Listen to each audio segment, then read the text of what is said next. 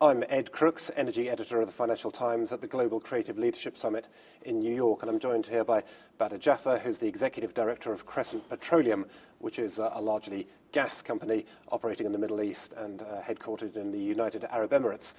We've been talking today about challenges for the future, and in particular challenges to do with energy supply. I guess worries about oil is something that rather faded off the radar the past year, the collapse in the oil price down from above $140 at its peak last summer down to about $70 today. Perhaps has rather reduced the salience of oil supply in people's minds and has stopped them worrying about future energy supply so much. Do you think that's given people a false sense of security?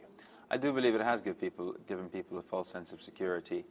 There has obviously been, in my view, a temporary reduction in the global consumption of oil. And of course, then the estimates and the forecasts have been adjusted accordingly.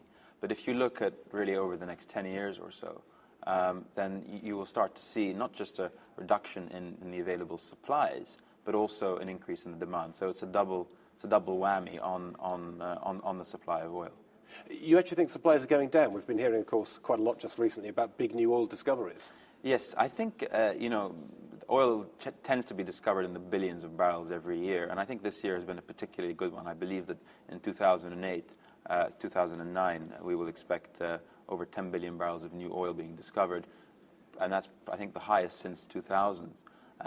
But in general, I think there has been a reduction, partly related to the recession environment, a reduction in investments in the oil and gas, and I think also a key factor to consider is not just how much you invest, but how you go about investing, and that really then leads us on to a discussion about partnerships in the industry, which is essential, in my opinion, between international oil companies and national oil companies, producers and consumers, if you were. And do you think those partnerships perhaps haven't been working very well, typically recently, when you think about instances of nationalisation, big increases in taxation and so on, that the relationship between Western oil companies and resource-holding nations often seems to be quite acrimonious at the moment? Yes, it does. And I think that the next 10 years will really show the world whether we're leading into a period of partnership or of conflict.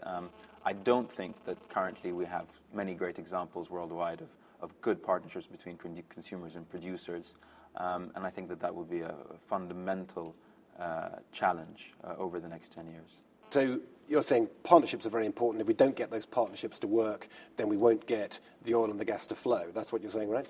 I believe that's true, and I think that there aren't many examples of good concrete partnerships between the producers and the consumers. There have been recently a few that have been coming up in respect to natural gas, one of which we're involved with in Iraq, which really linked Iraqi natural gas potential to the European markets. So how do you make that kind of partnership work?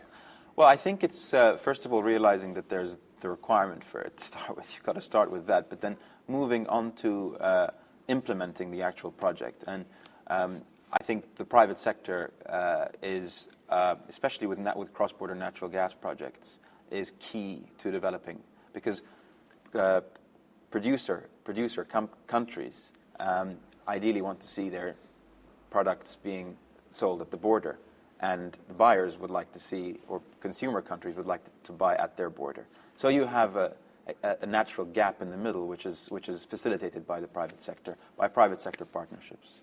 But Iraq in particular is not at all an easy place to do business, right? No, but I think you balance there the ease of doing business and the opportunities also that exist. Iraq has phenomenal opportunity, largely unexplored, and again, not we've discussed exports, but we have to appreciate that Iraq has a lot of local requirements for power generation as well as industry, as a sort of to come before any exports should be considered. And you think if you're prepared to be perhaps a bit brave, if you're prepared to take some of those risks, then you will be able to build good businesses there? Yes, I think it's first appreciating. We consider ourselves, as Crescent Petroleum, we consider ourselves a local energy company. So we look to providing and to taking care of the local requirements. And as I mentioned, the power generation is key. Our first stage of our project there was really to enable gas supply to IPP projects that were ongoing. As a result of that... Sorry, just to explain, IPP means... IPP, independent power plants, yeah. so private sector built power plants. The next phase would be to encourage industry and building industry. And to that end, we launched the Gas Cities company, which is to do precisely that. And that's making good progress? Making very good progress. As you mentioned, there are challenges. We haven't had any security problems, touch wood, over the last 2 years. The last 2 years, project involved importing over 65,000 tons of equipment and close to $1 billion of investment between the companies in the region, and laying 180 kilometers of pipeline, importing 2 LPG plants, liquid petroleum gas plants in Iraq, and touch wood without any security. But of course, we take security very seriously, and we provide for the necessary measures. And you think this is a model that other companies could follow? I do believe it is a model, especially after the inclusion of the 2 Central European partners, our 2 Central European partners, MOL of Hungary and OMV, because the truly integrated natural gas project between the upstream, the midstream, and the supply can only properly be done when you have a partnership between, as I mentioned to you, the markets and the production source. So when is this going to come to full fruition? When will we get the first Iraqi gas being delivered to Europe? Well, we are currently producing gas, all of that gas, close to 100 million cubic feet of gas per day. That's going to supply the requirements of 2 power projects, the ones that I mentioned. The next stage, as I said, is to look to develop local industry. We are on the verge of supplying 2 cement plants. The supply into Europe will go most likely through Turkey. Turkey has its own local requirements.